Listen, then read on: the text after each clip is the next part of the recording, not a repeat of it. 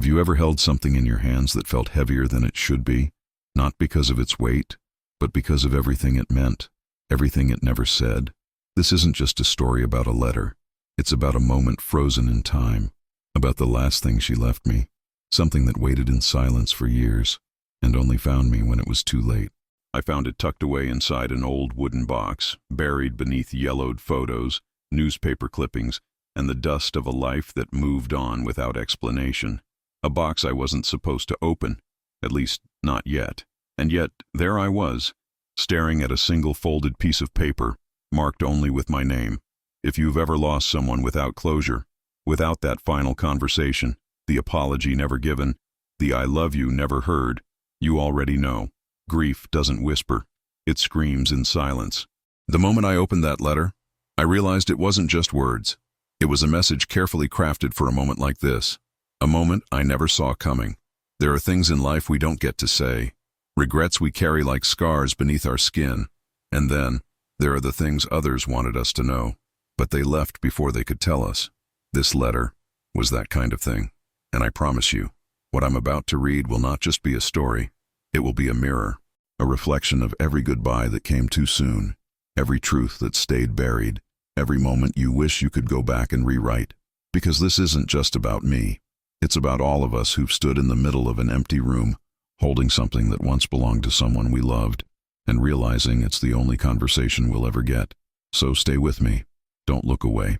What's inside this letter might not be meant for me alone. It might be something you needed to hear all along. And before we begin, if you've ever lost someone you never got to say goodbye to, hit that like button. Let the algorithm know this story matters. Because maybe, just maybe, someone else out there needs to hear this too. Now, let me show you what she left behind. Before I go any further, let me ask you for something simple, but powerful. If you've ever felt that kind of longing, the kind that keeps you up at night, the kind that whispers someone's name in a quiet room, then take a second right now to hit the like button. Subscribe, turn on the bell, because stories like this don't just deserve to be told, they deserve to be remembered. Now, let's go there together. I remember the exact moment I found it, the creak of the basement stairs beneath my feet, the smell of dust and something older, like time itself had settled in the corners of that room. I hadn't been down there in years, not since she passed, not since everything changed. I was looking for something else. I don't even remember what now, but instead, tucked behind a stack of books and a collapsed cardboard box, there it was, a small wooden chest, locked, worn, familiar in a way that made my stomach tighten. The moment I touched it, I knew. This wasn't just storage. This was sacred. I sat on the cold floor, heart racing as I forced the latch open. Inside, silence, but not the empty kind. The kind of silence that knows things. Photographs half faded, notes in her handwriting, some unfinished, a pressed flower, and right there in the middle, like it had been waiting for me all this time, an envelope, sealed. My name written in the curve of her handwriting, the same way she used to sign birthday cards when I was a kid. I stared at it for a long time, because deep down I knew opening it would change something, and it did. It wasn't a letter in the traditional sense. It was more like a puzzle, words clipped from old pages as if she had torn her feelings out one sentence at a time and stitched them back together with trembling hands. There were no dates, no greetings, just raw emotion, layered and cryptic. Fragments of memories, hints of regret, moments of love hidden between the lines. It felt like reading her soul in pieces, like she had written it during nights when she couldn't sleep, when the silence was too loud and the memories too sharp. I sat there for what felt like hours, letting the weight of every word press into me. I wish I had told you the truth sooner. That was the first full sentence I could make out, and suddenly everything shifted. This wasn't just some farewell, it was something else. A confession maybe, or a warning. It was clear she had meant for me to find this at a very specific time, a moment when I would be ready, when the past wouldn't break me, just bend me.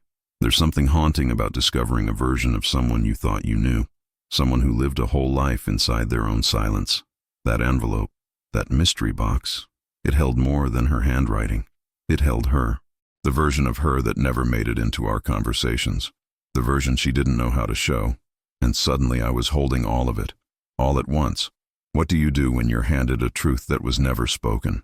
When the last message she left wasn't a goodbye, but a beginning of questions you were never supposed to ask. I didn't even realize it then. But that envelope, that strange, emotional legacy, was going to change everything I thought I knew about her, about myself, about what grief really is. Because grief isn't just pain. Sometimes it's discovery. Sometimes it's the sudden realization that the person you lost still had more to say. But that was only the beginning. What I found next inside that box would lead me to a place I never expected. A truth buried so deep, even she didn't dare say it out loud. I kept going back to that envelope. I couldn't help it. Something about the way she had constructed it, not just with her words but with intention. It felt like a puzzle meant to be solved, but only by someone who had lived close enough to her silence to understand the noise she left behind. And maybe that was the hardest part, realizing I didn't really know her the way I thought I did. Not completely. Because tucked behind the fragments, carefully taped to the back of a photo I'd never seen before, was another piece, a folded scrap of paper, jagged around the edges, like it had been ripped in a moment of hesitation or panic. It wasn't sealed. There was no to or from, just a sentence at the top that shattered something inside me the moment I read it. If you leave me without answers, you'll carry this weight with you forever. Her handwriting. Shaky, uneven, the kind you only see when someone writes through tears. My chest tightened. It felt like I was intruding, like this wasn't meant to be seen, and yet it had been left there, deliberately, waiting. There's something different about a message that's never been delivered. It hums with energy. It asks questions you didn't know existed. That fragment wasn't just an expression of regret. It was a demand for truth. It was a moment frozen in ink. And that night, sitting in the dark, surrounded by boxes filled with the remains of a life I was only just starting to understand, I couldn't stop staring at it. I began piecing things together. The clippings, the torn sentences, the codes hidden between metaphors only she and I could grasp. It was like she had written to the version of me that didn't exist yet, the version who had matured enough to listen, to forgive, to see beyond the black and white of our last conversations. I wasn't that person back then, but maybe now I was. Each word opened a door, and behind each door was a version of her that had waited too long to speak, a woman trapped between guilt and love, between the person she was and the person she wished she had been for me. She wasn't asking for forgiveness. She was asking me to understand what she couldn't say out loud.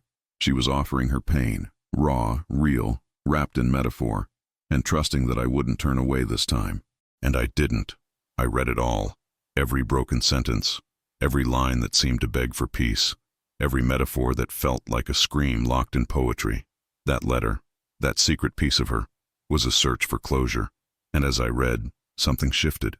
I stopped looking for answers and started hearing her voice. Not the one I remembered from her strongest days, but the quieter one. The version of her that whispered in prayers at night when she thought no one could hear. It didn't just feel like she was speaking to me. It felt like she was still here, guiding me, hoping I'd understand that pain and love often speak the same language, just at different volumes. And in that moment, surrounded by pieces of her soul, I realized this wasn't a goodbye at all. It was a beginning I had never been ready for. If you're watching this, and you've ever felt like your own letter was left unread, like your silence has been screaming for too long, leave a comment right now. Just say, I understand. Let's see how many hearts out there are echoing this same quiet pain. And it was in the silence of that same night, with her voice still echoing in my chest, that I found the one thing that changed everything. Something so hidden, so precise. I almost missed it, but when I saw it, I knew everything was about to change. I almost missed it. It was thin, folded into a seam of the box, tucked so precisely that only the edge of its corner was visible under the lining. It didn't look like much, just another piece of paper. But when I pulled it out, my hands started shaking before I even unfolded it. This one wasn't torn, wasn't cryptic. It was whole, sealed with wax, heavy, not because of the material, but because of the silence it carried. This wasn't meant to be opened by just anyone. She had written my name again, this time in smaller handwriting like a whisper, and below it, a line, only open when you're strong enough to see me. I froze, because I wasn't sure I was, but I opened it anyway. The words that followed didn't sound like her voice, at least not the one I remembered. They sounded like the voice of someone who had lived with something unspeakable for a long time, like someone who had rehearsed a goodbye 1,000 times, but never had the courage to say it aloud. She had been carrying something, a burden I had never seen, and when I read the first line, I felt the room tilt. This wasn't about you. That sentence alone undid everything I thought I knew, everything I believed about her distance, her silences, the reasons why she left certain things unsaid. She hadn't been avoiding me. She had been protecting me from a truth she wasn't sure I could survive. It was a confession, but not one of guilt. It was a confession of fear, of vulnerability. She talked about a decision she made years before I was old enough to understand, a choice that changed her life and mine, but that she had buried so deeply it only resurfaced in this final revelation. There had been a loss, one I never knew existed, a goodbye that she had been forced to say long before I was even part of her world, and she had carried the grief of that moment like a ghost, hiding it beneath laughter, behind photographs, under the rituals of everyday life. It wasn't a goodbye to me. It was a goodbye to a child she never got to meet, a chapter I didn't know she had lived. And suddenly, every strange silence, every look of distance in her eyes, every unfinished sentence in the middle of dinner, it all made sense. Her love for me hadn't been incomplete. It had been layered, complex, built on a grief I never recognized because it wasn't mine to carry, until now. And in the final lines of that letter, she didn't ask for forgiveness. She didn't offer explanations or apologies. Instead, she left me with something I'll never forget. If you think you've lost me, look inside. I was never gone. I just needed you to be ready to find the part of me that loved you in silence.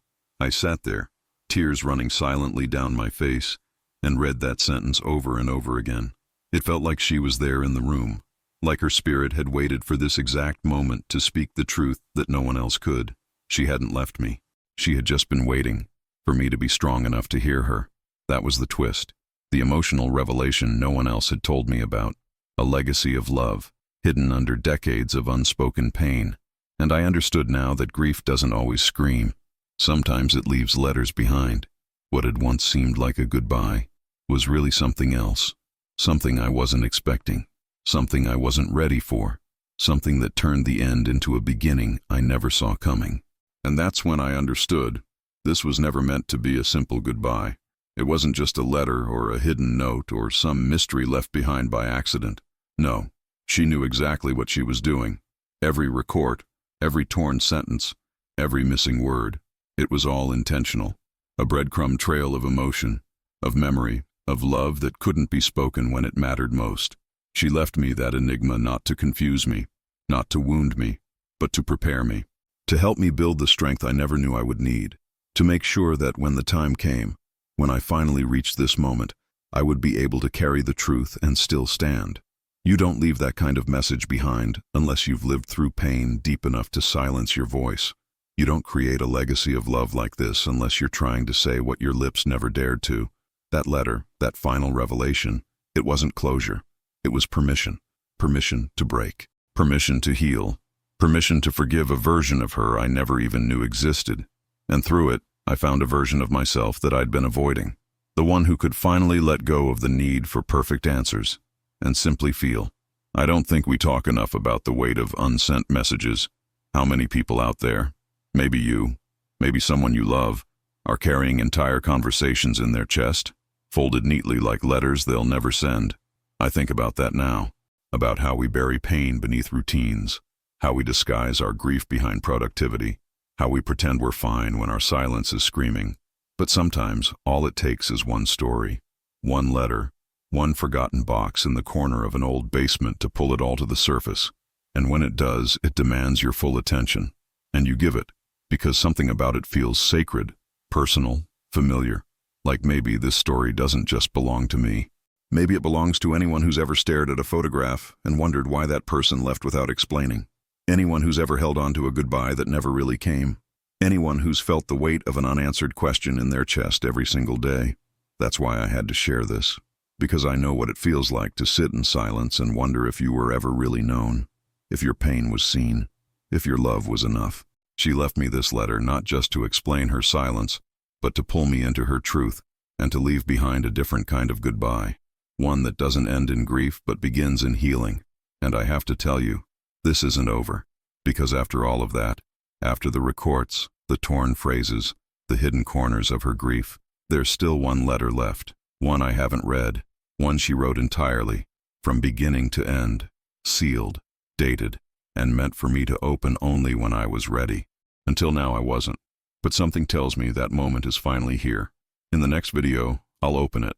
I'll read it for the very first time, with you, live. No filters, no edits, no second takes. Just me, her words, and whatever comes after that. And I can already feel that it's going to change everything. Again. Because if this last message is anything like the rest, it's not just for me, it's for you too. So before you go, if this story touched something in you, if it pulled on a string you've been trying not to tug for years, let me ask you for something simple. Drop a comment below. Just write, "I understand," or "I've been there." Let's see how many hearts are carrying letters that never found a voice. Or if you want to hear this last letter, raw and unfiltered, drop "Read the letter" below. Let's start a conversation that matters. And if this meant something to you, if it helped you feel less alone, if it made you cry, if it gave your grief a name, hit the like button now. Not just for me, but for someone else who needs this story tonight. Subscribe, so you don't miss what's coming. And share this video with someone who lost someone before they got to say everything they needed to. Let's show the algorithm that healing stories, real emotional, unfinished stories, deserve to be seen. Because sometimes the most powerful messages are the ones we never send. Like the video, subscribe to the channel, turn on the notification bell, and share this story with someone who's still carrying an unsent message deep inside. That's how we carry this pain together. That's how we reach the hearts that need to hear this. And in the comments, write, "Read the letter." Let's go through this together.